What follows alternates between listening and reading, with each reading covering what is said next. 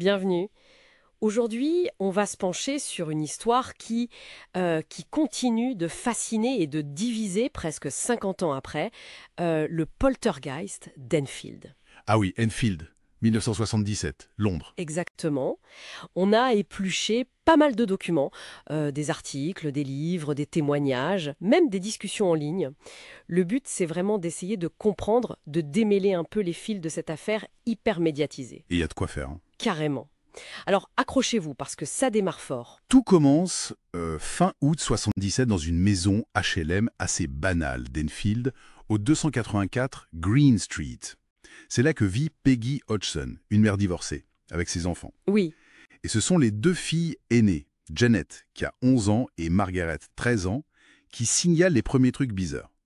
Des coups dans les murs de leur chambre la nuit. des coups, genre. Des toc-toc-toc, tu vois, assez fort pour les réveiller. Et très vite, ça va plus loin.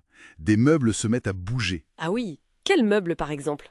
Le cas le plus cité, c'est une grosse commode, assez lourde apparemment, qui aurait glissé toute seule sur quasiment 50 centimètres. Sans que personne ne la touche. C'est ce que la famille affirme, oui. Ils sont évidemment paniqués. Ils appellent les voisins les Nottingham. Et les voisins constatent quelque chose. Ils entendent les coups, oui, eux aussi. Du coup, la famille appelle la police. Logique. Et la police, ils ont vu des choses, eux? Alors ça, c'est un point clé. Une policière, W.P. Heeps, arrive sur place. Et elle va témoigner officiellement, dans un rapport, Oui. d'avoir vu une chaise, dans le salon, se soulever légèrement et glisser toute seule sur plusieurs mètres. Incroyable. Une policière qui témoigne de ça. Exactement. Elle précise bien, fil, rien. C'est ça qui donne tout de suite une autre dimension à l'affaire. On n'est plus juste sur le témoignage d'une famille en détresse. D'accord. Et ça ne s'arrête pas là, j'imagine. Ah non, loin de là. Ça monte en puissance. Les phénomènes deviennent quasi quotidiens et parfois violents. Des objets se mettent à voler dans les pièces. À voler, genre des assiettes? Plutôt des petits objets au début. Des billes, des briques Lego. Mais ça peut faire mal, hein. Un photographe du Daily Mirror, qui était venu faire un reportage, se prend un Lego en plein front. Aïe. On dénombrera plus de 2000 incidents de ce type sur environ 18 mois. C'est énorme. C'est complètement fou. Et c'est là qu'interviennent les chasseurs de fantômes. On peut dire ça comme ça, oui. Plus précisément, des membres de la SPR, la Société pour la recherche psychique. Maurice Gross et Guillaume Playfair. D'accord. Gross est touché personnellement, il a perdu une fille qui s'appelait aussi Janet, ça le motive beaucoup. Playfair, lui, est peut-être un peu plus analytique. Un duo intéressant. Oui, et ils vont passer des mois et des mois sur place. Ils installent du matériel, enregistrent plus de 180 heures de bande audio. Ils sont vraiment immergés dans l'affaire. Et ils enregistrent quoi? Ils voient quoi? Les témoignages continuent de s'accumuler. Et pas que ceux de la famille. Plus de 30 témoins extérieurs, des voisins, des journalistes, même des passants curieux, vont rapporter des choses étranges. Comme quoi, par exemple? Des meubles très lourds qui se déplacent, genre un canapé. Une cheminée en fonte qui est carrément arrachée du mur. Une cheminée.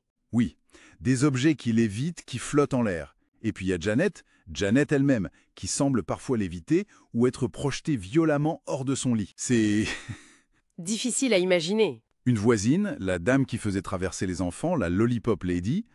Elle décrit même avoir vu Janet monter et descendre à l'horizontale devant la fenêtre de sa chambre. À l'horizontale. C'est ce qu'elle a dit, oui. Bon, d'accord. Et puis il y a cette histoire de voix, non? Ça, c'est peut-être le truc le plus glaçant. Ah oui, la voix. C'est un des aspects les plus déconcertants de toute l'affaire. Tout d'un coup, Janet, la gamine de 11 ans, se met à parler avec une voix. Oui, Une voix incroyablement rauque, profonde, masculine. Une voix de vieil homme. Et cette voix dit s'appeler Bill Wilkins. Bill Wilkins.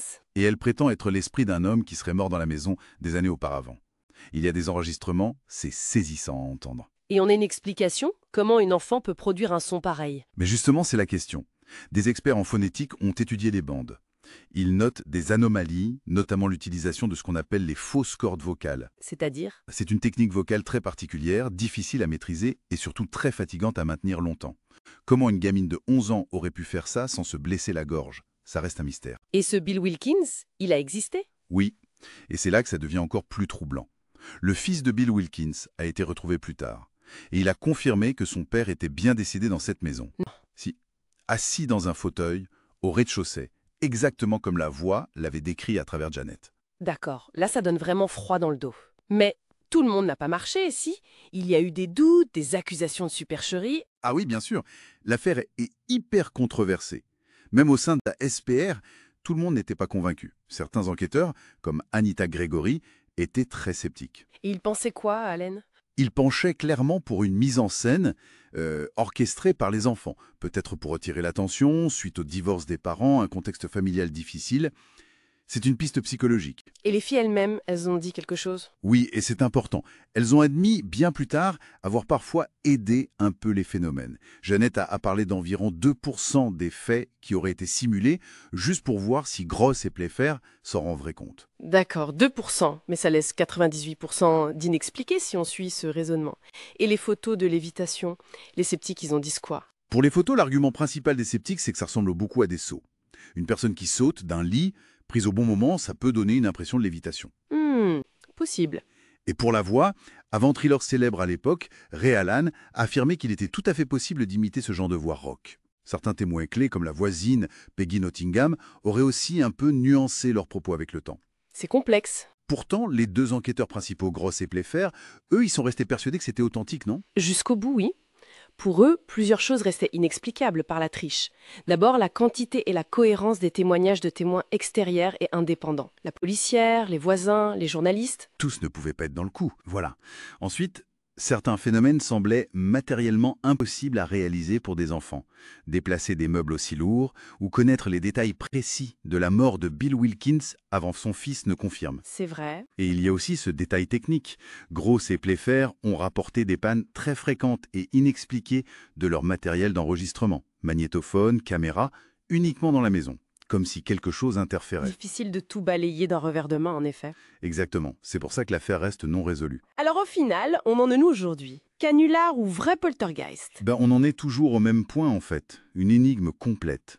Était-ce un canular extrêmement élaboré, né de la détresse d'enfants et peut-être d'une forme d'hystérie collective? Ou bien un des cas de poltergeist, ces esprits frappeurs, les mieux documentés et les plus troublants? Les deux théories ont des arguments solides et des failles. Précisément. Les preuves et les doutes coexistent. Aucune conclusion définitive n'est possible. Ce qui est troublant aussi, c'est qu'une autre famille qui a brièvement habité la maison après le départ des Hodgson a aussi rapporté un sentiment de présence, des bruits bizarres. L'histoire continue donc de fasciner, d'inspirer des films, des livres. Et elle nous laisse avec une question assez vertigineuse finalement. Laquelle? Qu'est-ce qui est le plus inquiétant? L'idée qu'il puisse exister des forces invisibles, des phénomènes qui échappent à notre compréhension, ou alors la complexité de la psyché humaine qui pourrait pousser des enfants à orchestrer une telle mise en scène, aussi longtemps et avec autant de conviction? C'est une excellente question. Ça laisse matière à réflexion, c'est sûr.